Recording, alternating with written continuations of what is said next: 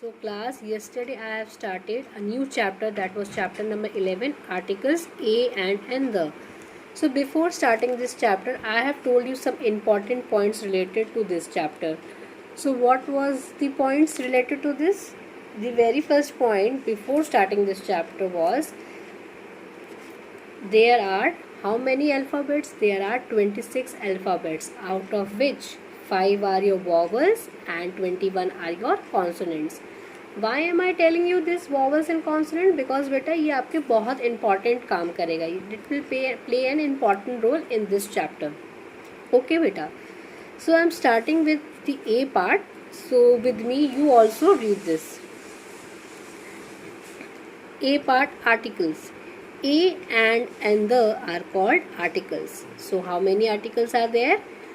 There are 3 articles. A and the are called articles.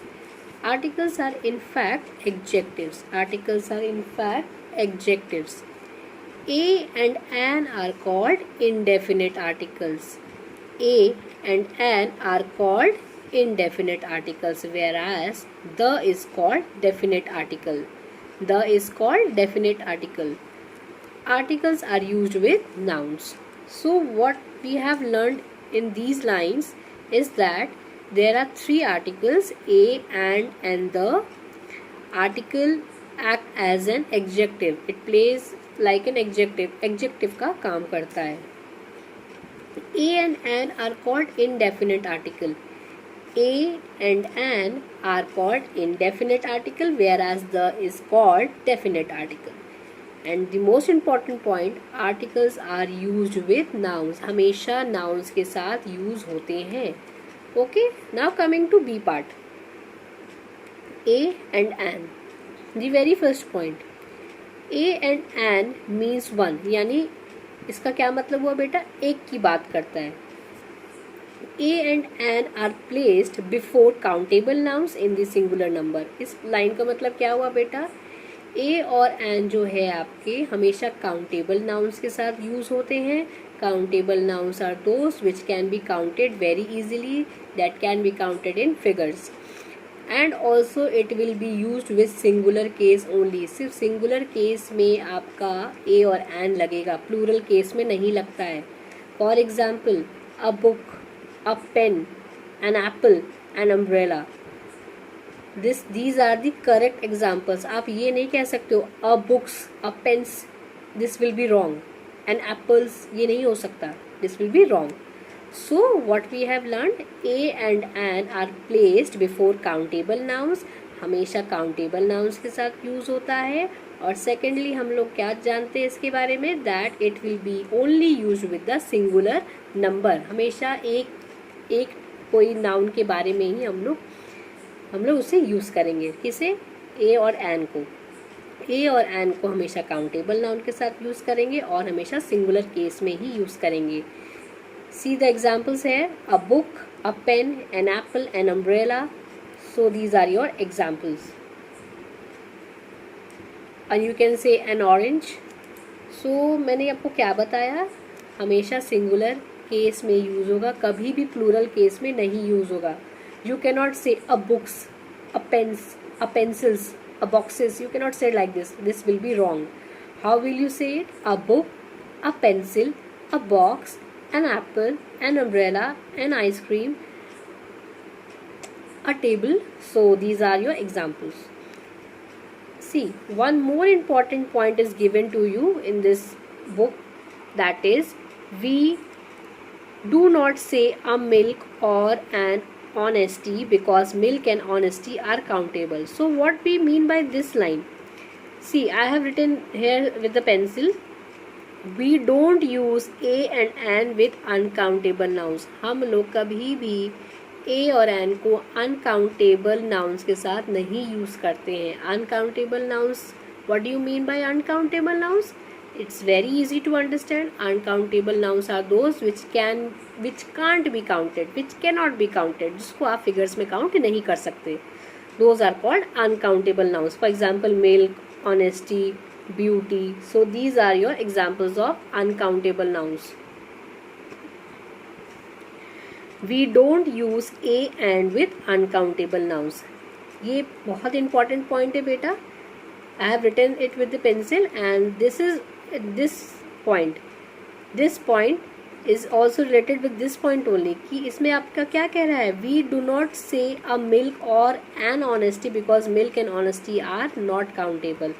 हम लोग कभी भी ये नहीं कहते हैं give me a milk, give me a water. This is wrong. You cannot say like this. You will say give me milk, give me water. You will say like this.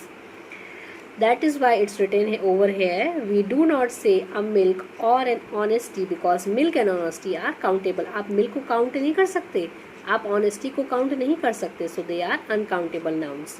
हमने क्या पढ़ा? दो बातें पढ़ी. A और an हमेशा countable noun के साथ यूज होगा प्लस सिंगुलर केस में. दूसरी बात क्या पढ़ी? A और an कभी भी हम लोग uncountable noun के साथ नहीं यूज करेंगे. We will not use a and an with uncountable nouns. जिस नाउन को हम लोग काउंट नहीं कर सकते उसके साथ हम लोग a और an नहीं यूज करेंगे, नहीं यूज करेंगे. ओके बेटा. Now coming to second point, we use a before words beginning with a consonant sound. So why I have told you to understand between vowel and consonant. This was the point. We use A. हम लोग A का use कब कर सकते हैं? Always with the consonant words, या जिसके sound में कॉन्सोनेंट की आवाज़ आ रही है, जैसे कॉन्सोनेंट की साउंड आ रही हो. जैसे for example a girl. A girl, girl में you are the sound is coming G. G की साउंड आ रही है और जी का मतलब क्या हो गया? कॉन्सोनेंट. तो आपको पता है कि हमें कॉन्सोनेंट के साथ हमेशा अ यूज़ करना है. तो a girl. A map. A map में भी मैप में यू हैव मैप. तो एम की साउंड आ रही है. एम भी again it's a consonant. M क्या है? आपका कॉन्सोनेंट है. So a map. A 1 rupee note. अब आपको यहाँ लगेगा कि अ 1 रुपी नोट क्यों लिखा हुआ है, क्यों नहीं यहाँ पे एन 1 रुपी नोट क्यों नहीं है? बिकॉज बेटा जब 1 को आप प्रोनाउंस करते हैं 1 तो हमें डब्लू का साउंड आता है, और डब्लू का मतलब क्या होता है? कॉन्सोनेंट. तो हमें डब्लू, जब हम लोग 1 को प्रोनाउंस करते हैं 1 लाइक दिस, सो हमें डब्लू का साउंड आ रहा है, और डब्लू आपको पता है कॉन्सोनेंट है. और कॉन्सोनेंट के साथ क्या रूल है बेटा? कॉन्सोनेंट के साथ ये रूल है कि हमेशा अ लगेगा. ठीक है बेटा. Now coming to uniform. Same with uniform also बेटा.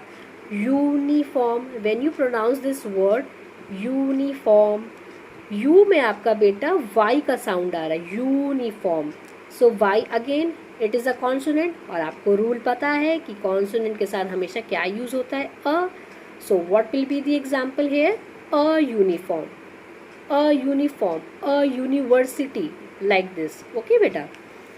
See in the brackets it's also given a 1 rupee note. The O is in 1 is pronounced as W in 1, a consonant sound, whereas a uniform, the U in uniform is pronounced as yo, a consonant sound. जहाँ भी आपको consonant की sound आ रही है वहाँ पे आप क्या use करोगे? a article a use करोगे. Now coming to third point, we use an before words beginning with a vowel sound. It's obvious बेटा कि an हमेशा vowel के साथ यूज होगा, a हमेशा consonant के साथ, an हमेशा vowel के साथ. An orange, an apple, an egg, an umbrella, an ice cream. So these are your examples. Again, very important point to note, an honest person, an R. The H in R is silent. आपका जो R है HOUR, उसमें H हमेशा silent होता है. R बोलेंगे तो R is pronounced as OUR. R और अ का साउंड आ रहा है R. दैट मीन्स वॉवल है, और वॉवल के साथ क्या रूल लगता है बेटा? वॉवल के साथ हमेशा एन लगता है. So what will be the answer over है? An honest person, an R. Okay beta. So this was the 2 points, this was the 2 articles a and an. Now coming to the point. Okay, a and an में आपका हमेशा हम लोग general चीज़ों की बात करते हैं. लाइक हम लोग कोई भी चीज़ की बात कर सकते हैं, कोई चीज़ स्पेसिफिक नहीं है इसमें. ओके बेटा. तो स्पेसिफिक जो चीज़ें होती है या पर्टिकुलराइज करते हैं हम लोग किसी चीज़ को, तो इसमें ए और एन का कोई यूज़ नहीं होता है।